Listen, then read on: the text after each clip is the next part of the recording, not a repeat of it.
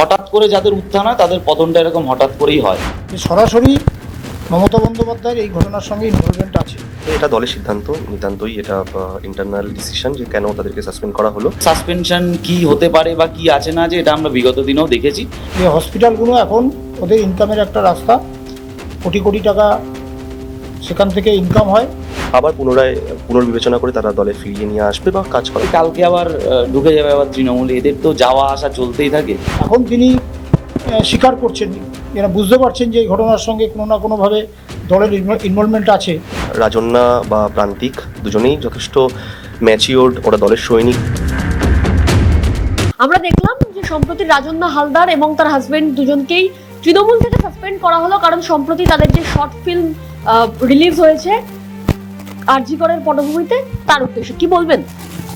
দেখুন, তৃণমূল কংগ্রেস আজকে দিগ্ভ্রান্ত হয়ে গেছে। কারণ হচ্ছে তারা এই আরজিকর ঘটনা নিয়ে তারা ঠিক কী সিদ্ধান্ত নেবে বা কীভাবে তাদের এই ঘটনা থেকে উদ্ধার হবে সেটা তারা ভেবে পাচ্ছে না। এইসব ঘটনার মাধ্যমে বা এই যে সিদ্ধান্ত তারা নিচ্ছে এতেই প্রমাণিত যে সরাসরি মমতা বন্দ্যোপাধ্যায়ের এই ঘটনার সঙ্গে ইনভলভমেন্ট আছে। না হলে সামান্য একটা ঘটনাকে কেন্দ্র করে তিনি যেভাবে লুকোচুপি খেলা খেললেন, পুলিশ প্রশাসনকে দিয়ে, হসপিটাল কর্তৃপক্ষকে দিয়ে, তাতে পরিষ্কার এই ঘটনার সঙ্গে সরাসরি মুখ্যমন্ত্রীর যোগ আছে, যেহেতু তিনি স্বাস্থ্যমন্ত্রী এবং তিনি একাধারে মুখ্যমন্ত্রী, স্বরাষ্ট্রমন্ত্রী, সব কিছুর দায়িত্ব তারকেই নিতে হবে এবং সেটা তিনি বুঝে গেছেন। এই ঘটার পর থেকে যেভাবে ঘটনাটাকে চেপে যাওয়ার জন্য, তথ্য প্রমাণ লোপাট করার জন্য তারা সক্রিয় হয়েছে, সেই সক্রিয়তাটা কিন্তু তদন্ত উদ্ঘাটনের ক্ষেত্রে তারা সেই কাজটা করেনি এবং প্রথম থেকেই তারা এই ঘটনাটাকে চেপে যাওয়ার চেষ্টা করেছে কোনো এক অদৃশ্য কারণে। সেটা আপনারাও জানেন, আমরাও বুঝতে পারছি যে হসপিটালগুলো এখন ওদের ইনকামের একটা রাস্তা, কোটি কোটি টাকা সেখান থেকে ইনকাম হয় এবং সরাসরি সেটা উচ্চ নেতৃত্বের কাছে পৌঁছায়, এটা প্রমাণিত। সম্প্রতি মদন মিত্রকে শোনা গেল যে তিনি বললেন স্বাস্থ্য ভবনে দুর্নীতি রয়েছে এবং মুখ্যমন্ত্রী মমতা বন্দ্যোপাধ্যায় 24 ঘন্টার মধ্যে 20 ঘন্টায় স্বাস্থ্য ভবনে কাটান। দেখুন, মদন মিত্রর কথা খুব একটা গুরুত্ব দেওয়ার কিছু নেই, কারণ মদন মিত্র একটা সময় এসএসকেএমের দায়িত্বে ছিলেন, তখনও দুর্নীতি হতো।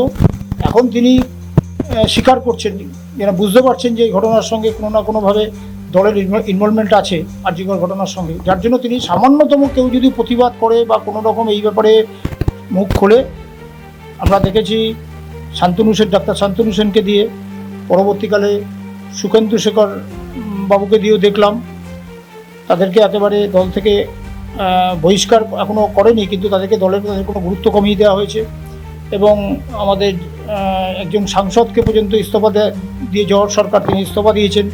রাজন্য বা তার হাজব্যান্ড যে শর্ট ফিল্মটা বানিয়েছে, এখানে অনেক কিছু প্রতিবাদের ভাষা আছে বলেই সেই প্রতিবাদটুকু তারা মেনে নিতে পারছে না। সাসপেনশনটা নিয়েও যদি বলা যায়, সেটা হচ্ছে যে এটা দলের সিদ্ধান্ত, নিতান্তই এটা ইন্টারনাল ডিসিশন যে কেন তাদেরকে সাসপেন্ড করা হলো।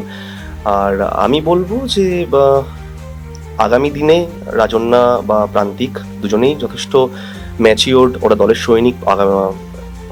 আমরা দেখেছি বিগত দিনে ওরা যথেষ্ট লড়াই করেছে দলকে নিয়ে, আগামী দিনেও করবে। এবার বাকিটা সিদ্ধান্তের উপর ডিপেন্ড করছে দল কিভাবে ওদেরকে আবার পুনর্বিবেচনা করে তারা দলে ফিরিয়ে নিয়ে আসবে বা কাজ করার সুযোগ দেবে। ব্যাপারটা হচ্ছে যে একটা বিচারাধীন বিষয়, সেটা নিয়ে কি করে একটা সিনেমা বানানো যায় আমার তো সেটাই জানা নেই। কিন্তু আমার যেটা বক্তব্য সেটা হচ্ছে যে একটা বিচারাধীন বিষয় নিয়ে কখনো সিনেমা করা যায় কি না, একটা বিচার ব্যবস্থার মধ্যে একটা বিষয় রয়েছে, সেটা নিয়ে সিনেমা বানিয়ে আমার তো মনে হয় যে খানিক অন্যায়ই করেছে। কেন বলছি, কি দেখাবে আদৌ সেই সিনেমাতে? আর তৃণমূলের আভ্যন্তরীণ বিষয়, তারা তাদের কাকে সাসপেন্ড করবে, কাকে দলে রাখবে, সেটা তাদের আভ্যন্তরীণ বিষয়।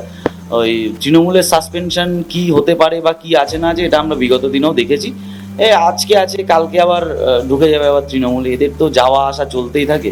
রাজন্যার কথাটা বলতে গিয়ে যেটা বলতে হয় সেটা হচ্ছে হঠাৎ করে যাদের উত্থান হয় তাদের পতনটা এরকম হঠাৎ করেই হয়। আমরা জানতাম প্রেসিডেন্সিতে সে কী সংগঠন করতো, তারপর সেখান থেকে তৃণমূল হয়ে, তারপর তৃণমূলের 21শে জুলাইয়ের মঞ্চে উঠে তার হঠাৎ উত্থান হলো, হঠাৎ পতন হয়েছে আর কি।